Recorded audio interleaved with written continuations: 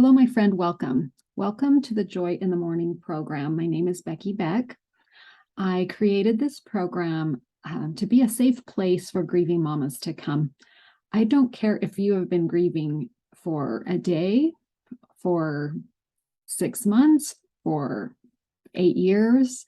Grief is a tricky thing to navigate. And I have found that the more support that we can have, the more hope that we can have. And so that's my goal in creating this program, is that it will be a place for you to come to find other mamas who have maybe been through something similar to what you're going through. You know, we all have such unique circumstances. Grieving the loss of a child, I have found in my life, is very different than any other grief. I've lost grandparents that I was so close to. I've lost my father. I've lost good friends, but the loss of a child, it's so much a part of us.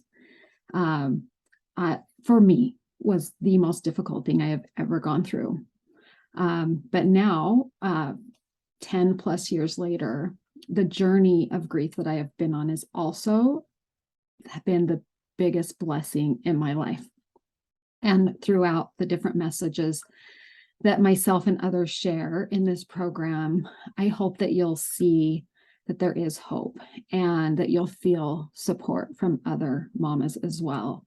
I can remember one night, well, there were many sleepless nights. I found out at about 21 weeks pregnant that the little boy, baby boy I was carrying, had trisomy 13, which is a oftentimes fatal chromosome defect. And so my mourning began within my pregnancy, and I had many sleepless nights. And I remember one night in particular, I was just searching for hope. I was just trying to find somebody who had been through what I had been through, who maybe experienced a miracle. And I found this one woman's story. She also had lost a trisomy 13 baby, but she shared how she chose to live throughout the pregnancy, even with this fatal diagnosis. And the lessons I learned from her and how to exercise faith and hope, despite, the knowledge of what's probably going to happen, it changed me. I went from kind of being stuck in my grief to this space of hope, where I began to change the way that I showed up every day. And I felt this joy within me. I can't even explain it. But, and then there were other women that I found that brought me a lot of support and hope. But as I think back on that one night, and I don't even know her name. In fact, I'm hoping I can find her story because it was so helpful. But I haven't been able to find it yet. But I just have thought so much, as I have heard over the years, people I love or people that, I hear about who have experienced the loss of a child. And I just thought, I want to be a help to them in some way. There's got to be something that I can do. And so I was had the impression to start this program to bring in many other mamas who have experienced loss and who have found, through faith in Jesus Christ, been able to find hope, been able to find peace and even joy through the mourning process that is accessible to each of us. And so I welcome you into this program, and just go in and look around. There's a lot of different stories from different mamas who share their experience. We've got stories, many stories of babies who have passed, but also, one in particular story is of a mom losing her toddler, and another of a mother losing her 14-year-old. So it doesn't really matter the age, does it? If there are babies, they've made such an incredible impact on our heart, and your heart's never the same after we lose one of our little ones. But there's also different messages. You know, there are so many things that come up with grief. There are triggers. There's asking the question, why? Trying to navigate how to talk about grief with our children, you know, when we've got other children that are trying to make sense of it as well, how to support our husbands through losing a child. So we have a variety of little messages to hopefully give you a little bit of direction, some things to think about. And then we've added in some resources. There have been several books that I have read over the years. I read initially through my pregnancy and then later on, and they have been so helpful. So if you like to read, there might be something in our resources that would help you.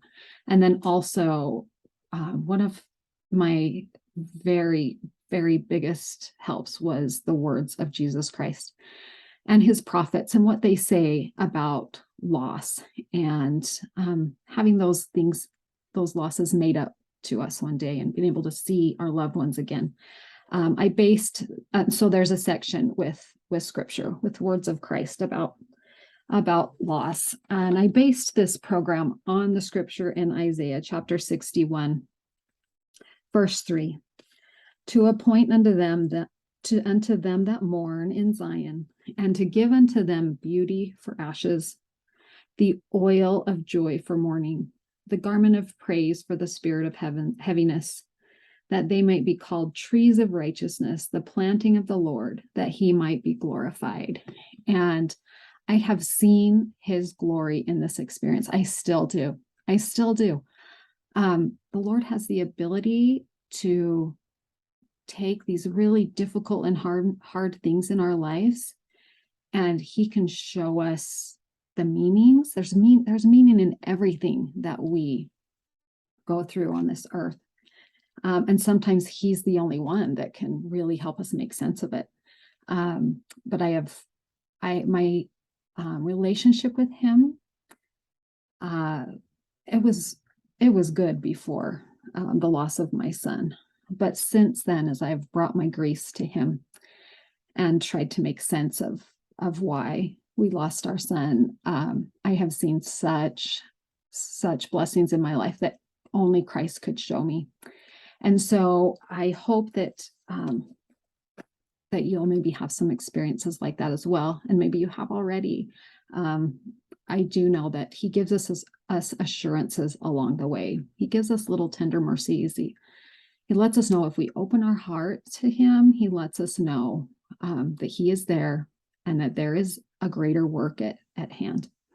I share my story in more detail in another area of the course, so you're welcome to look at that.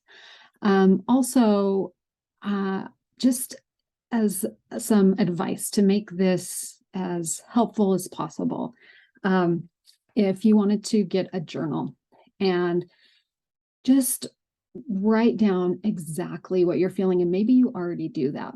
I know I have one sister who went through a very traumatic experience with one of her children, and they didn't know if she would live or die.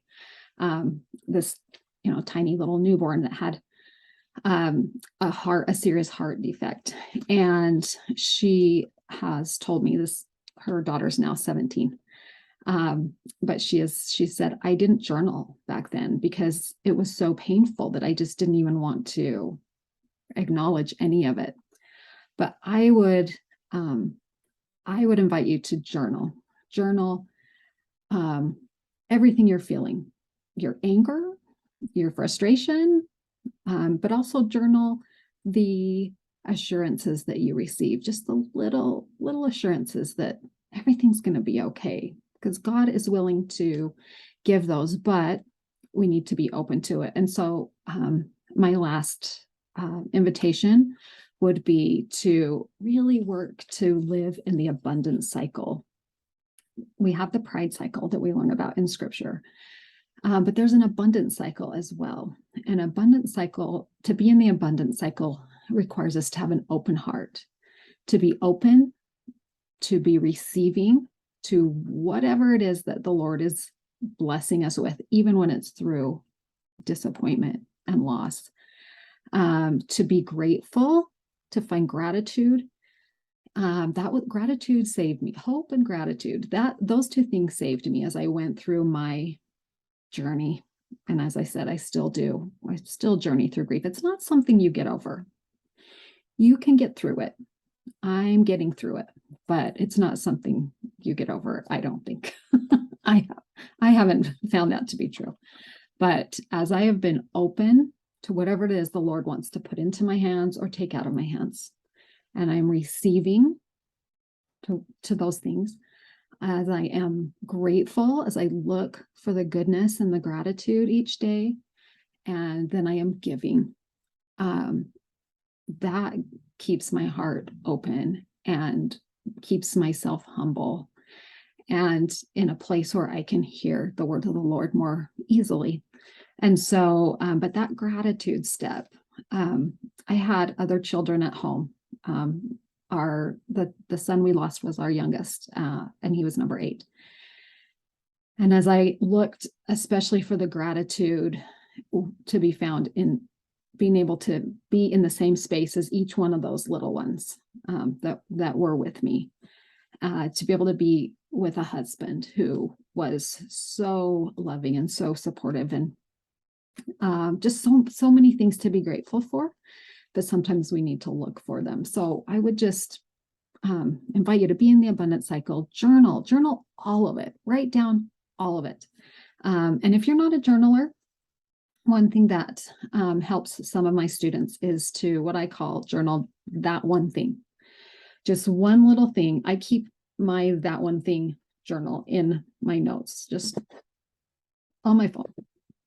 And I just write one thing for each day that stood out to me. Good, not so good, but something related to your grieving. You can just put those little thoughts in there, and it takes just a few seconds, but it's so helpful to process if we write. It's so helpful. So those are just my little invitations to you. And I look forward to working with you in this program and working together through this grieving process.